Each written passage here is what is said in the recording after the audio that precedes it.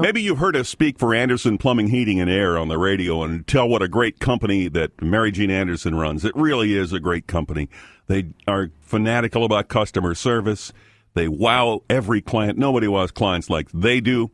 And it'd be a great place to be a part of the team. Now, Anderson is looking for some people to join the team. Anderson offers some of the highest pay in the industry. They promote from within. They have excellent benefits. And they treat the team like family. I mean, that's a great picture right there, and it's all true. Come learn more about plumbing, HVAC, and sales careers at Anderson Plumbing, Heating, and Air. Now, here's where they're having the open houses. Tuesday, November 12th, 3:30 to 5:30, and Saturday, November 16th from 10 a.m. to noon.